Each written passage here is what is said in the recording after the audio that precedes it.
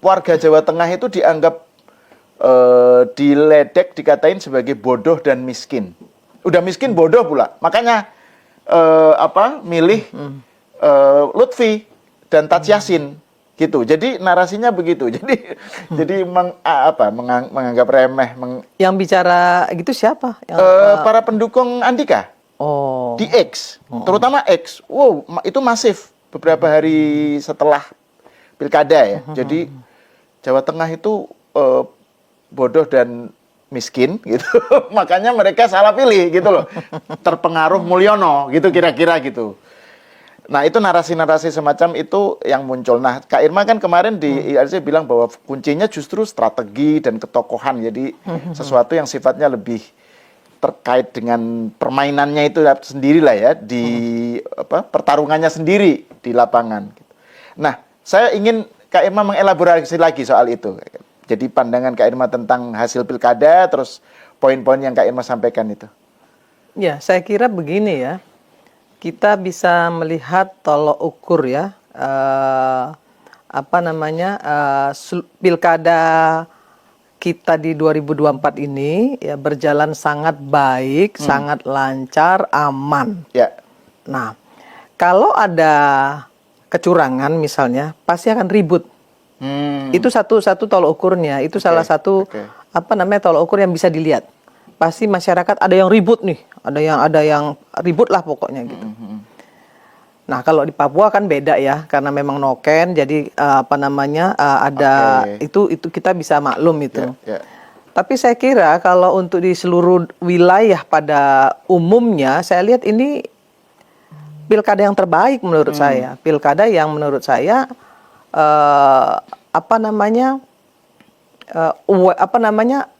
clearness-nya bagus gitu ya. Clearness bagus. Kenapa? Bisa kita lihat dari bagaimana masyarakat melihat ini gitu, melihat kontestasi ini, memilih dengan senang hati gitu ya. Karena tidak ada reaksi apapun, tidak ada kemarahan, tidak ada protes, tidak ada masalah. Artinya kalau ada narasi-narasi yang menyampaikan itu karena kecurangan atau itu karena bansos, katanya bansos sudah nggak boleh, kemarin kan bansos di stop. Nah, kok sekarang bicara bansos lagi kan gitu. Itu juga nggak, menurut saya nggak, masyarakat nggak akan terpengaruh lagi lah untuk hal-hal yang seperti itu. Terus yang ketiga, saya selalu menyampaikan begini, Mas. Saya melihat kejadian di DKI Jakarta.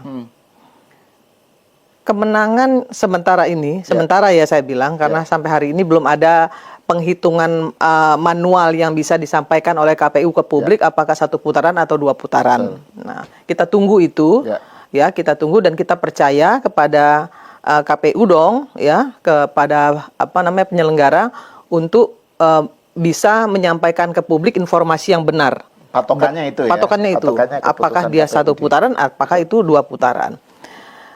Nah, saya lihat untuk bisa 1 putaran atau 2 putaran hari ini di DKI Jakarta itu karena kepiawaian dari masing-masing calon untuk mengambil hati rakyat, ya toh, untuk menyampaikan program ya kerja dan strategi-strategi bagaimana mereka bisa membuat Jakarta ini ke depan itu menjadi lebih baik. Strategi politiknya Rano dan Mas Pram yang menurut saya bagus ya, karena faktanya sampai hari ini mereka unggul. Betul. Nah itu yang harus dilihat, bukan karena si A, si B, si C, si D gitu. Kalau endorse, nah gini, kalau endorse itu saya rasa wajar ya. Betul. Seluruh kontestasi di dunia itu melakukan endorsement. Contoh, ya Amerika lah, misalnya Trump ada endorse dari Elon Musk, ya, kemudian Kamala Harris juga ada endorse dari yang mana gitu. Saya kira dari Obama, ya nggak ada masalah gitu. Dulu Hillary kan Obama bahkan ikut kampanye untuk Hillary. Betul. Nah, saya kira hal-hal seperti itu jangan lagi dijadikan alat untuk membuat gaduh gitu ya. Jadi menurut saya kalau ya kalah ya kita gentle mengatakan bahwa memang kita kalah strategi dan kalah gitu ya. Karena rakyat memang nggak milih kita lagi gitu, dan rakyat mau ada perubahan gitu. Tapi bukan soal apa namanya gerakan perubahan ya. Nanti Sekarang larinya ke sana semua ya. Harus ada hati-hati. Jadi seolah-olah gini loh. Saya kadang-kadang juga agak-agak kesel juga gitu ya. Seolah-olah apa namanya gerakan perubahan tuh punya siapa gitu Anies, ya. Identik Punya dengan Anies. Anies gitu ya. Loh, saya tuh gerakan perubahan itu punya Surya Paloh loh. Loh. Ya kan? Malah justru ya. Iya, Restorasi Indonesia itu punya Iya. Surya Paloh, Pak Betul, Surya betul, Paloh betul. yang apa namanya yang memiliki gerakan perubahan itu gitu ya. betul. Jadi saya kadang-kadang kesel juga ngeliat Dan orang-orang restorasi itu bicara kata kuncinya restorasi kan Indonesia, perubahan. ya. Betul. Karena itulah juga kemudian Pak Surya secara gentle menyampaikan kepada publik ketika misalnya calon yang kita dukung kalah, ya kita sampaikan dengan hormat bahwa kita mendukung pemerintahan yang menang, kan seperti itu. Nah, harusnya sikap-sikap seperti itu yang ditampilkan ke publik, disampaikan ke publik gitu ya, sebagai seorang negarawan gitu. Itu yang harusnya dilakukan. Jadi tidak menghadap-hadapkan rakyat dengan rakyat dan rakyat dengan pemerintah. Nah, seperti contohnya hari ini yang saya dengar, wah ada pengarahan dari Partai Coklat gitu. Nah itu serem banget tuh Mas. Kencang itu narasi itu. Itu serem loh. Menurut saya itu hal yang sangat nggak bagus banget. Dan itu justru akan membuat gaduh ya, karena akan ada tudingan-tudingan ya terhadap, mohon maaf mungkin yang pakai baju coklat nih gitu ya. Kan kasihan tuh teman-teman baju coklat yang sekarang ini justru mau mendekat ya, saya lihat mau mendekat ke TPS aja takut. Karena takut nanti diolah, digoreng, di framing gitu ya. Nah, sehingga mereka sendiri jadi bingung. Satu sisi mereka menjadi pamong rakyat untuk mengawasi kontestasi, tapi di sisi lain juga pasti gitu kan, sudah ada yang menyebut pasti ada tudingan-tudingan bahwa mereka ikut bermain dan lain sebagainya. Nah, yang seperti inilah menurut saya menjadikan pemilu ini menjadi nggak fair. Ya, bukan nggak fair untuk pemerintah, tapi nggak fair untuk orang yang selalu nggak pernah mau menerima kekalahan gitu. Betul. Saya kira Nah, itu Mas. soal yang baju coklat itu ya, Kak Irma, yang tadi Kak Irma kan ini poin menurut saya meng-highlight satu poin yang menarik, jangan sampai rakyat diadu dengan rakyat diadu dengan pemerintah ya, dengan aparat gitu ya. Itu kan narasinya, misalnya dari Mas Hasto ya, menarasikan bahwa jadi polisi itu sekarang sudah terbagi 3. Ada yang polisi merah putih. Nah, merah putih itu pengertiannya pokoknya ya sejalan lah dengan PDIP gitu dari segi ininya haluannya. Kemudian polisi yang sudah dikuasai atau dikendalikan oleh Pak Jokowi, oleh Raja Jawa gitu ya, istilahnya Hasto ini, dan pemerintah gitu, Prabowo tentu saja itu mereka lah yang dikendalikan untuk memenangkan calon Kim Plus gitu. Kemudian ada polisi yang abu-abu, nggak jelas. Nah itu kan kemudian menjadikan polisi juga seakan-akan dibelah-belah gitu loh. Kayak memecah belah polisi gitu. Ya, jadi itu yang poin yang menurut saya itu juga sesuatu yang narasi yang nggak bagus gitu loh ya, bagi ya maksudnya kelanjutannya gitu ya Kak Irma ya. Jadi nah kalau menurut Kak Irma tadi ya kembali ke soal bahwa faktor utama itu adalah strategi dan ketokohan gitu ya. Nah saya mau kembali ke soal narasi itu kan. Tuduhan-tuduhannya itu kan kalau kalah, kalau calonnya kalah curang. Itu dicurangi. Terus ada endorsement. Nah, endorsement Pak Jokowi cawe-cawe di Jawa Tengah dan lain-lain. Terus bansos dan seterusnya. Sementara kalau menang itu diem aja gitu ya. Seakan-akan itu fair gitu. Nah, Kak Irma melihat itu gimana narasi semacam itu? Ya, saya lihat ini kan pilkada yang sudah berlangsung, maksudnya Pilpres sudah ada, pilkada gitu. Kenapa itu muncul terus narasi semacam itu? Ya karena nggak siap gini loh Mas ya.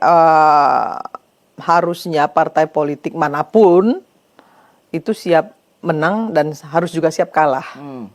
Ya, bagaimana mereka mampu gitu ya mendorong tokoh yang memang disukai oleh publik, yang memang dipercayai oleh publik. Itu yang pertama. Yang kedua, strategi politiknya.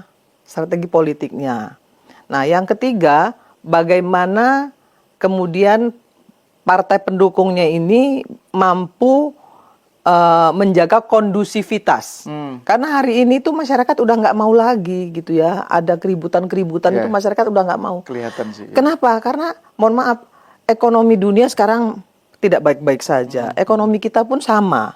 Seluruh dunia loh, bukan hanya di Indonesia. Nah, sekarang masyarakat ingin meminta Pak Prabowo Gibran, ya kan, membuktikan hasil kerjanya untuk kemaslahatan masyarakat. Itu yang ditunggu rakyat. Nah, rakyat mensupport itu. Rakyat nih percaya nih, ya percaya dan menunggu itu. Dan itu kan yang harus dibuktikan oleh pemerintah. Nah, ya kita tunggu. Nggak bisa hanya 100 hari kerja, nggak bisa. Ya 100 hari kerja itu baru beresin buku-buku gitu loh ya. Belum bisa dilihat dari situ. Nah, itu yang kedua. Yang ketiga, kalau yang keluar dari satu partai, entah partai manapun gitu, makanya Nasdem sendiri selalu berhati-hati dalam mengeluarkan statement. Itu jangan sampai menghina, jangan sampai membuat masyarakat itu tercederai, gitu ya. Misalnya seperti tadi disampaikan, ada yang menyampaikan, mungkin itu relawan ya, relawan, tapi itu justru malah akan menghancurkan partai yang didukungnya kalau dengan sikap-sikap yang seperti itu gitu ya. Rakyat Jawa Tengah bodoh, IQ-nya rendah karena miskin. Lah dulu kan gubernurnya siapa di sana kan muncul, gitu. Sekarang muncul reaksi balik yang begitu-begitu itu harusnya tidak diambil ya untuk digoreng gitu loh. Kalau itu diambil untuk digoreng justru malah kontraproduktif gitu.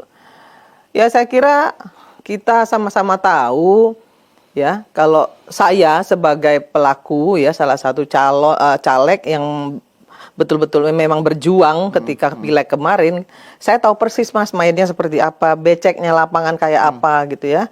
Bahwa semua partai punya saksi, bahwa semua partai juga melakukan strategi politik yang sama gitu ya. Jadi jangan ngomong si A curang, si B enggak gitu. Kalau mau dibilang Mas, semua curang. Bisa juga semua nggak curang ya, gitu. Betul. Tergantung dari sisi mana kita memandang gitu. Ya misalnya tadi yang Kak Irma sebutkan sebelum kita tapping, yang misalnya bansos ya. Kan bansos dari atas itu, terus kemudian kan ketika di gubernur, di wali kota, di apa kan, partainya beda-beda gitu ya. Makanya saya mau sampein ini ya sama masyarakat supaya masyarakat paham ya. Bansos itu kan ada di, nggak cuma ada di Kemensos. Ya, anggaran bansos itu ada di banyak kementerian. Namanya Perlinsos sebenarnya. Perlindungan sosial. Nah, ada yang berbentuk sembako, ada yang berbentuk subsidi BBM, ada yang berbentuk subsidi pupuk, ya kan? Ada yang berbentuk subsidi listrik, ada yang berbentuk misalnya kalau PUPR itu ada yang berbentuk bedah rumah, kemudian jamban sehat dari Kementerian Kesehatan, itu termasuk bagian dari yang namanya Perlinsos. Itu bansos juga. Nah, jadi yang dipikirin oleh orang-orang yang belum paham apa itu sebenarnya bansos gitu ya, dipikir cuman yang sembako itu aja gitu. Sehingga ketika presiden misalnya membagikan sembako, langsung dituding gitu kan. Nah, padahal presiden memang punya nomenklatur, memang punya anggaran untuk bansos. Termasuk juga wakil presiden punya anggaran untuk mengeluarkan untuk itu. Nah, ini yang nggak dipahami. Saya bingung juga ya ketika misalnya dikatakan bahwa Pak Jokowi bagi-bagiin sembako di depan istana, kemudian itu dituding sebagai satu kecurangan yang kemudian memenangkan partainya, partai yang di backupnya misalnya seperti itu. Berapa sih yang dibagikan di depan istana? 1, ya kan? Berapa coba itu Mas yang dibagikan di depan istana? Ya, apa iya bisa memenangkan seluruh Indonesia? Gitu kan? Nah, itu nggak apa namanya? Nggak make sense gitu. Nggak make sense gitu ya. Cara berpikirnya. Nah, yang kedua, bansos itu diturunkan dari pusat itu ke Pemda, ke gubernur, ya kan? Nanti dibagi di gubernur itu dibagi, yang bagiin itu kan orang daerah, kan kita otonomi daerah nih, dibagi oleh kementerian dinas-dinas yang membagikan itu. Nah, dapat dari mana si penerima bansos itu? Lah kan dinas sosial yang menentukan si A dapat, si B enggak, si C dapat, kan dinas sosial melalui kepala-kepala desa. Nah, sekarang yang bisa megang kepala desa itu siapa? Bupati, wali kota, gubernur. Nah, wali kota, bupati, wali kota, gubernur itu seluruh partai punya. Nah, terus gimana caranya? Ya, kalau dibilang misalnya ada kecurangan, gitu ya, secara seluruh Indonesia lah bilang begitu, untuk memenangkan satu calon misalnya seperti itu. Saya kira nggak bisa. Karena kayak di Sumatera Selatan itu mantan gubernurnya kan, gubernurnya orang Nasdem loh. Ini dapilnya Kak Irma ya? Dapil saya. Oke. Gitu. Nah, di Sumatera Barat itu gubernurnya PKS. Ya kan? Di mana itu gubernurnya siapa? Itu nggak bisa, Mas. Gitu ya, nggak bisa. Jadi narasi bahwa karena dari bansos pusat, terus gitu kemudian ya, bisa dikontrol semuanya sesuai dengan bisa. arahan pemerintah pusat. Saya kasih tahu lagi penyelenggara aja lah, Mas. Penyelenggara KPU itu, Mas, mohon maaf ya, saya buka nih. KPU itu ada yang punya partai A, ada yang punya partai B, ada yang punya partai C. Mohon maaf titipan, Mas. Ada yang punya semua. Begitu juga dengan Bawaslu.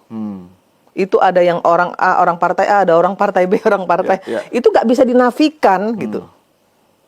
Nah, bagaimana mungkin semuanya bisa diatur oleh satu orang misalnya? Nggak mungkin. Karena semuanya punya kepentingan. Betul. Dan jadi masing-masing lembaga penyelenggara itu ada representasinya. Ada representasinya. Resmi atau tidak resmi, itu representasi ya. Ada. Ya.